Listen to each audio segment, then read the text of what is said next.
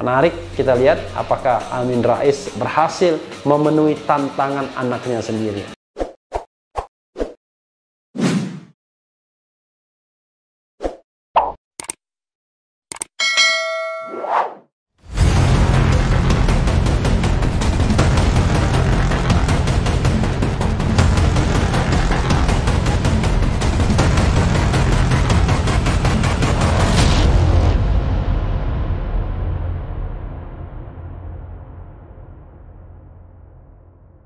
Assalamualaikum warahmatullahi wabarakatuh, Sobat RH sekalian. Jumpa lagi kita di channel yang keren ini, Keren Cadas. Kali ini saya ingin mengubur sesuatu. Sesuatu itu soal apa? Ungkapan like father, like son, like like mother, like daughter. Tapi ini bapak dan anak malah tidak cocok karena berbeda haluan. Ya, yaitu antara Amin Rais dan Mumtaz Rais, ya. Nah, kita bacakan, ya. Ketua DPP PAN Mumtaz Rais sekaligus putra mantan Ketua MPR Amin Rais meyakini bahwa partai politik baru yang akan dibentuk sang ayah tidak akan terwujud. Mengapa?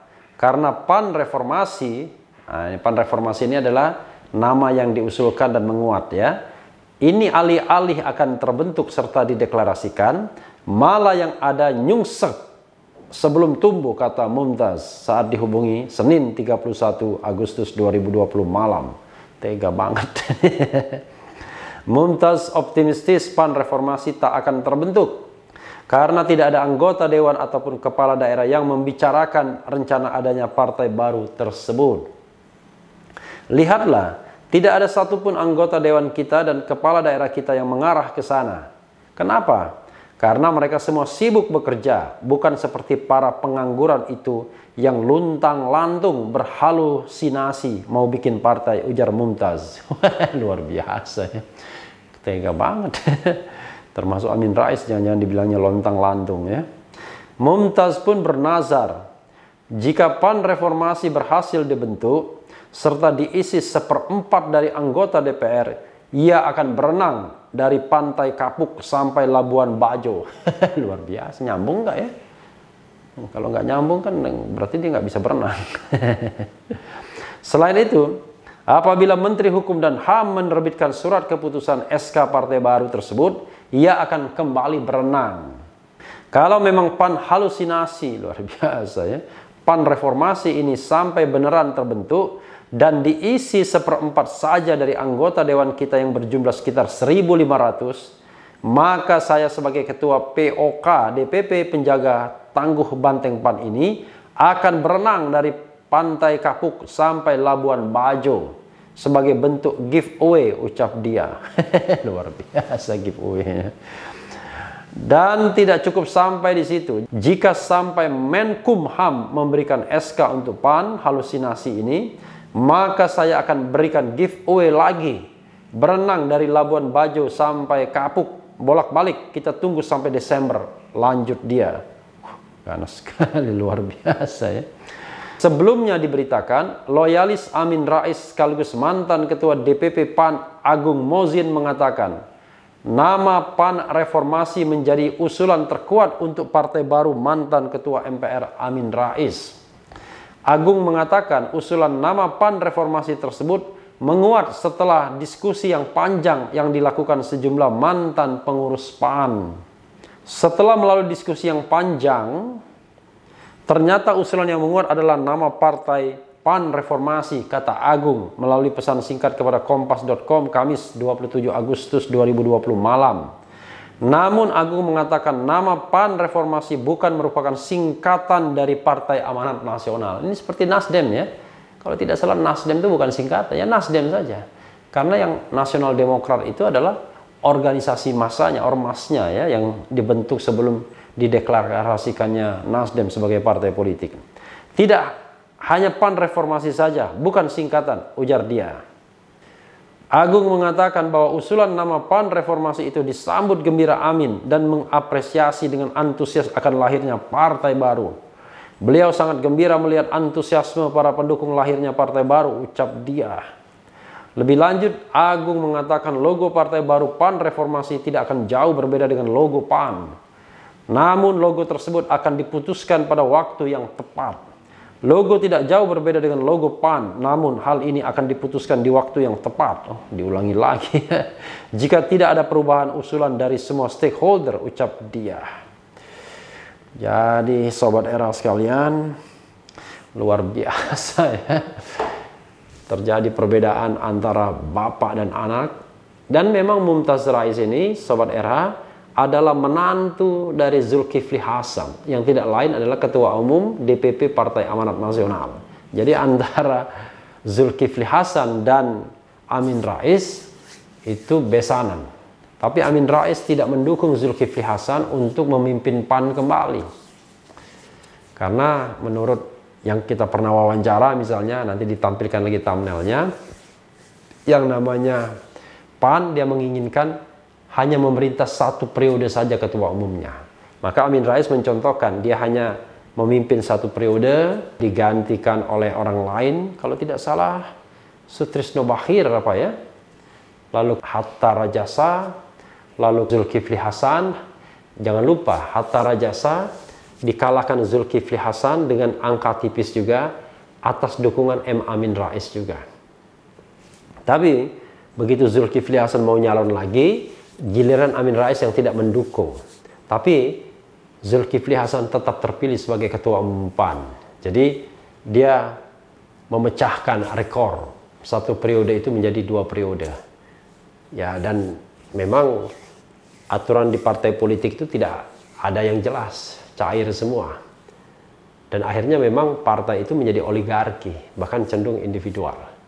Itu satu isu mengenai kepemimpinan atau leadership partai politik. Jadi kalau kita lihat memang partai-partai politik itu akhirnya ya tumbuh menjadi elitis dan dipimpin oleh oligarkis atau oligark, dan juga kadang-kadang sifatnya personal. Jadi tidak hanya oligarki, tapi kadang-kadang tumbuh sebagai ada personifikasi atau personal orang tertentu. Ya semua partai lah, mulai dari partai yang paling besar PDIP, identik dengan Megawati. Partai nomor 2, Golkar, dari sisi kursi, Golkar masih mending. Masih ada yang namanya pergantian kepemimpinan setiap saat. Dan kemarin sebenarnya ada rivalitas antara Bambang Susatyo dan Airlangga Hartarto. Tapi rupanya istana mendukung Airlangga Hartarto dan Bambang Susatyo pun mundur. Coba bayangkan. Kalau memang iklimnya sehat, ya kan diadu saja. Tapi ini kan persoalannya ada selalu ada isu uang yang mengitarinya ya. Di antara persaingan merebut partai itu. Dulu kita ingat Abu Rizal Bakri melawan Surya Paloh. Surya Paloh kalah. Nanti kita lihat fenomena lain adalah fenomena pecahnya partai politik. Lalu Sobat Era sekalian, partai seperti Gerindra identik dengan Prabowo. Partai seperti Nasdem identik dengan Surya Paloh. PKB, Muhaimin tidak pernah mau digantikan. Kalau bisa seumur hidup mungkin. Lalu PAN, nah PAN ini bagus sebenarnya, dia gonjang-ganjing. Tapi ya awalnya lumayan pergantian kepemimpinan. Cuma masalahnya adalah tidak stabil ketika berganti pemimpin. Banyak sekali elemen-elemen yang kemudian akhirnya tersingkir, sehingga memperlemah eksistensi partai ini. Lalu partai seperti P3 juga begitu, berkelahi ketika pergantian kepemimpinan dan juga memperlemah. PKS relatif bagus, tapi ada sosok seperti Fahri Hamzah, Anies Mata yang tidak puas dan akhirnya membentuk partai baru. Jadi Sobat Era sekalian, semua partai yang eksis di Senayan ini adalah partai yang pernah pecah atau hasil pecahan. Kecuali satu partai yang menarik, Golkar. Tapi enggak juga, Golkar kan banyak pecahannya ya. Saya mohon maaf, pecahannya banyak. Jadi mulai dari PDIP. Dulu pernah ada partai namanya PDP, Partai Demokrasi Pembaruan. Tidak berhasil, Roy B. Janis CS. Tidak berhasil besar dan akhirnya bubar sepertinya. Kemudian Golkar, ada PKP. Dibilang orang pada waktu itu partai kalah perang. Lalu kemudian berganti menjadi PKPI. PKPI dan lain sebagainya. Masih eksis PKPI tapi tidak pernah menjadi partai yang besar. Lalu Gerindra. Gerindra sebenarnya tidak bisa dibilang partai yang baru sekali, tapi paling tidak Gerindra bisa dikatakan hasil pecahan dari Golkar juga, walaupun tidak merupakan konflik langsung. Kita ingat pada tahun 2004 menjelang Pilpres, Prabowo pernah ikut konvensi Partai Golkar. Setelah tidak terpilih di konvensi Partai Golkar, dia akhirnya mendirikan partai politik, yaitu Gerindra. Dan Gerindra saat ini termasuk sukses menjadi salah satu partai yang besar. Tetapi Gerindra memang belum ada pecahannya.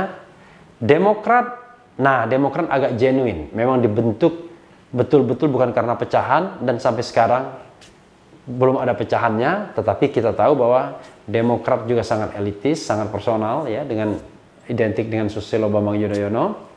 Lalu P3 ada Partai Bintang Reformasi, PAN bakal ada PAN Reformasi, PKS ada Partai Gelora. Coba bayangkan partai di Indonesia ini, ya, pecah memecah semua. Karena tidak ada demokrasi internal di partai tersebut.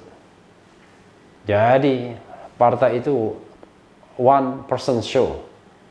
Ya, jadi tergantung orang-orang yang berada di pucuk pimpinan atau dinasti-dinasti yang akhirnya memerintah partai tersebut dengan, ya, tidak memperhatikan kaidah-kaidah demokratis.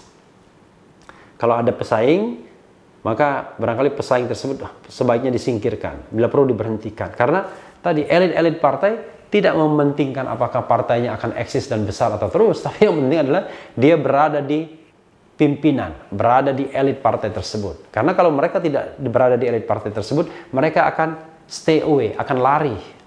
Baik lari ke partai lain maupun barangkali tidak aktif. Jadi memang partai itu yang aktif cuma pengurusnya saja. Kalau di luar pengurus nggak aktif. Jadi kalau kita berharap bahwa ada partai yang dari bawah tumbuh, partisipasinya besar, rasanya untuk saat ini makin lama makin tidak terlihat. Awal-awal di era reformasi kita lihat bagaimana PDIP sangat kuat dengan posko gotong royongnya. Bagaimana dukungan terhadap PAN kuat dengan sosok Amin Raisnya.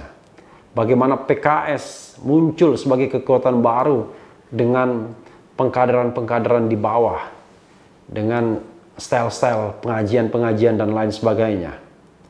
Sehingga yang terjadi adalah partai yang betul-betul tumbuh, partai massa. Tapi selebihnya kita tidak melihat ada partai yang kemudian terus mempertahankan dirinya dengan idealismenya, dengan ideologinya. Yang ada adalah, ya, semua partai sifatnya pragmatis, hanya bekerja pada saat pemilu, pada saat menjelang pemilu. Jadi mesin partai itu baru bergerak setelah atau sebelum menjelang pemilu. Pasca pemilu sudah terpilih anggota DPD-nya, kadang-kadang mereka juga mendukung DPD tertentu atau DPRD-nya, maka mesin partai berhenti. Baru kemudian akan menggiling kembali, akan berputar kembali menjelang pemilu berikutnya. Selebihnya yang bergerak adalah ketua umum partai politiknya dan pengurus-pengurusnya, lalu anggota-anggota DPR yang terpilih. Selebihnya tidak, eksistensi partai tidak terlihat, kecuali eksistensi ketua-ketua umumnya. Nah, hal-hal seperti ini memang sebenarnya buruk bagi demokrasi di Indonesia. Bangunan sistem kepartaiannya lemah sekali sesungguhnya. Lemah, tidak demokratis, cenderung one person show, kemudian tidak ada transparansi, tidak ada akuntabilitas dalam pengambilan keputusan. Dan memang sangat tergantung pada figur yang memimpinnya. PDIP tergantung figur Megawati dan klan Bung Karno-nya. Gerindra tergantung figur Prabowo dan klannya juga mungkin. Demokrat juga begitu. PKB sekarang Muhaimin mencengkram kuat di mana-mana sehingga tidak memunculkan rival untuk bertanding secara fair. Partai PAN juga berusaha begitu, di mana ketua umumnya betul-betul mencengkram dan menduduki jabatan-jabatan kenegaraan yang memang hasil konsekuensi dari terpilihnya sebagai ketua umum. Maka pimpinan-pimpinan puncak partai politik itu semuanya akhirnya menjabat, terutama ketua umum dan sekjennya. Maka sesungguhnya partai politik itu tidak bergerak di bawah, di society, hanya bergerak di tingkat elit saja. Jadi kalau ada perseteruan Mumtaz Rais dan Amin Rais ini, ya ini bumbu-bumbu saja sebenarnya, karena pergerakan atau pertarungan elit politik saja. Saya kira saya tidak yakin ini adalah pertarungan akar rumput, tetapi pertarungan antara elit-elit politik PAN yang saat ini berkuasa dengan mereka-mereka yang barangkali tersingkir. Pertarungan antara pengikut Zulkifli Hasan dengan pengikut Amin Rais. Ya. Dan masing-masing mengklaim didukung oleh bawah. Struktur bawah partai didukung oleh anggota-anggota partai dan lain sebagainya. Tapi kita lihat, sesuai dengan janji Mumtaz Rais ya, kan kalau seandainya PAN terbentuk dan terdaftar, lumayan juga kita akan menyaksikan parade renang gratis dari Kapuk ke Labuan Bajo ya. Naik perahu aja susah, naik kapal motor aja susah ya kan, apalagi berenang. Tapi it's okay. Menarik kita lihat apakah Amin Rais berhasil memenuhi tantangan anaknya sendiri untuk membentuk PAN Reformasi dan terdaftar sebagai partai di Kementerian Hukum dan HAM. Tidak itu saja, bisa terdaftar di pemilu 2024. Yang penting tetap di channel ini, karena di channel ini Anda akan dirayu, ditipu, dibaperin, dicecar, diuber pula di jalur khusus. Karena channel ini adalah channel yang mengancam, memeras, dan membenci. Jangan lupa subscribe, like, comment, and share. Ciao.